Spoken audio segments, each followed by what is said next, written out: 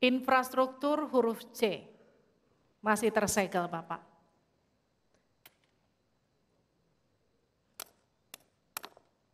Mohon didengarkan dengan seksama karena kami hanya akan membacakan satu kali. Pertanyaan untuk Bapak Gibran Rakabuming Raka dengan subtema infrastruktur. Dalam 5 tahun biaya infrastruktur pada proyek strategis nasional sebesar 2.385 triliun rupiah dari APBN. Sementara untuk infrastruktur sosial seperti sanitasi dan air bersih masih memprihatinkan. Pertanyaannya, bagaimana strategi paslon untuk memastikan penyediaan infrastruktur sosial tanpa membebani keuangan daerah? Waktu Anda untuk menjawab 2 menit, kita akan mulai ketika Anda berbicara, silakan. Baik, terima kasih. Jika kita bicara masalah sanitasi dan air bersih, ini nanti nyambung ke masalah stunting. Untuk masalah sanitasi, ini perlu kolaborasi banyak pihak. Misalnya apa yang sudah saya lakukan di Solo. Kita membangun IPAL komunal di perumahan padat penduduk. Ini penting sekali. Lalu untuk kebutuhan air bersih, kita juga bekerja sama dengan kabupaten sekitar, misalnya dengan Wonogiri, Klaten, untuk mendapatkan air bersih.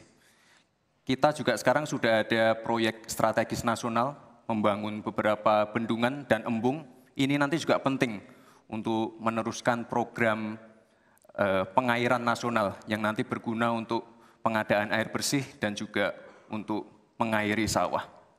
Ke depan, masalah sanitasi dan air bersih ini penting sekali. Karena kami dari paslon nomor 2 ingin menyiapkan generasi-generasi emas yang sehat dan pintar. Kalau kita mengintervensi masalah stunting, kita juga harus mengintervensi tempat tinggalnya juga.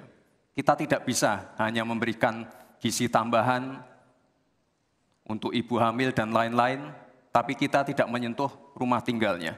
Jadi ini harus dikerjakan secara paralel.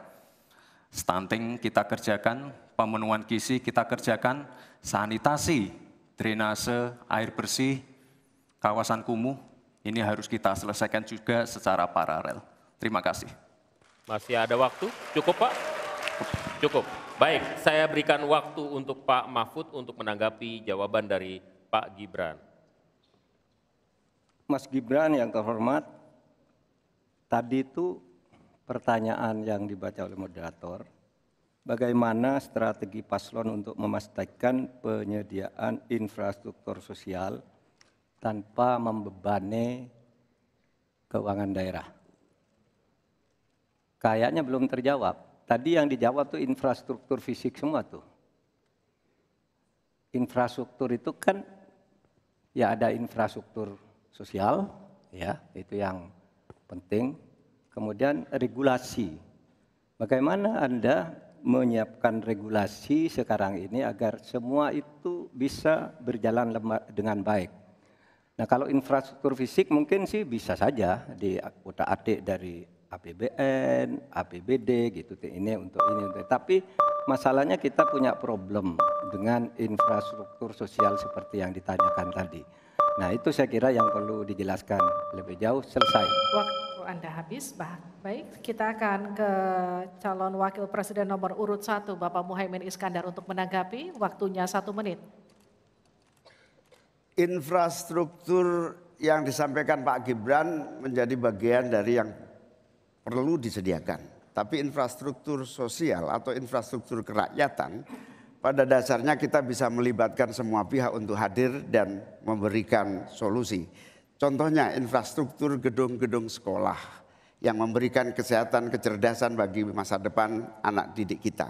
Apa yang bisa kita lakukan? Misalnya kita bebaskan pajak buat seluruh penyelenggara pendidikan supaya fiskalnya terpenuhi, supaya pendidikan bisa terjangkau, sehingga semua bentuk pendidikan, semua bentuk yang berkaitan dengan pencerdasan kehidupan masyarakat kotanya, maka dibebaskan pajaknya. Ini seperti yang sudah dilakukan di Jakarta, yang ini bisa kita tarik ke tingkat nasional. Infrastruktur sosial tercipta dengan pemerintah memberi fasilitas yang memadai. Cukup Bapak? Cukup. Baik. Kita stop, countdown. Tenang. Saya berikan kembali waktu untuk Pak Gibran untuk menanggapi atas tanggapan dari Pak Mahfud dan Pak Muhaimin. Baik, terima kasih. Mungkin Prof. Mahfud dan Gus Muhaimin kurang paham dengan apa yang sudah saya paparkan. Saya tadi juga bicara masalah infrastruktur sosial, stunting itu loh Pak. Ya, tapi nggak apa-apa, saya perjelas lagi. Kita punya program makan siang gratis. Banyak yang nyinyir, tapi sekali lagi Pak, program makan siang gratis ini adalah investasi menuju Indonesia emas. Program makan siang gratis 400T ini adalah stimulan untuk ibu-ibu warteg-warteg, warung-warung, catering-catering yang ada di daerah. Bayangkan 400T mengucur ke daerah-daerah. Semua ibu-ibu ikut memasak makan siang untuk anak-anak kita. Itu Pak yang saya maksud dengan infrastruktur sosial. Program makan siang gratis, investasi ke depan untuk menuju Indonesia emas. Terima kasih. Tenang. Baik, kita masih akan lanjut. lanjutkan. Harap Kita tenang, masih kita lanjut. akan lanjutkan.